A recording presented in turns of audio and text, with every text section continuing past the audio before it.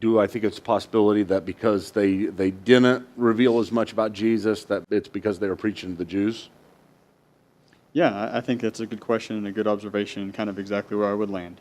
Yeah, one of the biggest reasons why they don't have a more expressed Christology, I think they still had one, and this, again, may be where we disagree. I think all three of the synoptic writers would affirm Jesus' deity. They would say he is God, but they don't express it the way that we do. Why? I think the biggest reason is because of their Jewish monotheism that made them hesitant to express what they knew was true. So they shared all the facts. Maybe it's just careful in whatever context you're in. I mean, you go to a Muslim context and you become a missionary to the Muslims.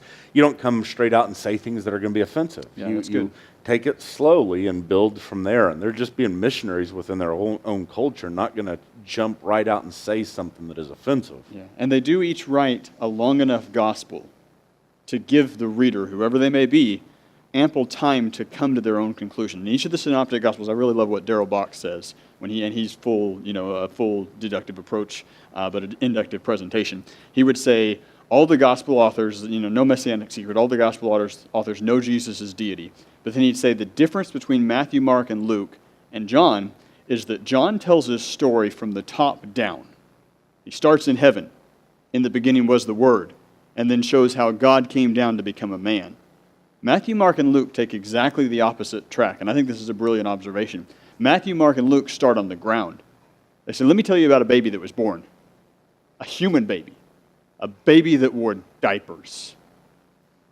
He's saying that right up front. Let me tell you about this guy who wore diapers, swaddling clothes. And then as we go through to tell the story, they slowly elevate Jesus to heaven. They're doing the exact opposite thing of what John does.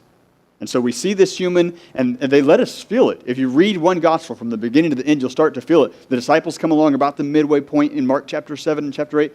Who is this man? Mark's doing that on purpose. He's letting you re-experience what they experienced. As they saw Jesus, they started on the ground. All they knew was that he was a man. But as they lived with him and walked with him and talked with him, and he did these crazy things, and he said these things that nobody's supposed to say, even the way he talks. All the other Jewish rabbis would come out and say, so-and-so is true. And at the end of their statement, they would come and say, I know it's true because Rabbi so-and-so says, amen. That's how they conclude all their statements. Jesus does the weirdest thing. He puts the amen at the front. He goes, amen, this. And we translate it, verily, verily, I say unto you. He's doing the weirdest thing there. Nobody else does that.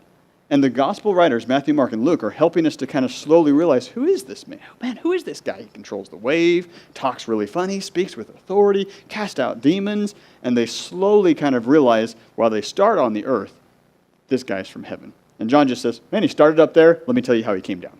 Does that kind of make sense of the difference? As a final answer for my position, I'd say yes, they all believed in Jesus' deity. John maybe had a better articulation, but they're really just telling the story in two different ways. But at the same time, there's even problems with this because you've got... You got a guy who make fun of me. Well, no.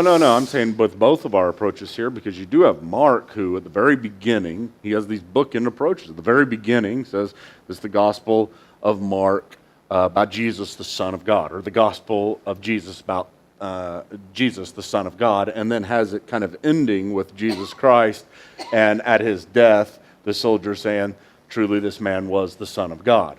So that's kind of a real strong approach, but still not as strong as saying, this is the gospel, just like John did, this is the gospel of Jesus, who is God. Now, John begins to pick out that Jesus, and maybe he gets this from Paul, because Paul does this throughout his letters of identifying Christ as Yahweh, that Jesus is Yahweh. And then here's Jesus, here's John writing later on, and he's picked out these stories that he remembers to include about Jesus saying, I am, and the Jews picking up stones to stone him. Great statements that would have been perfect even in the inductive approach, but just not really, I don't think, the other guys were comfortable enough or hadn't really figured it out, either approach.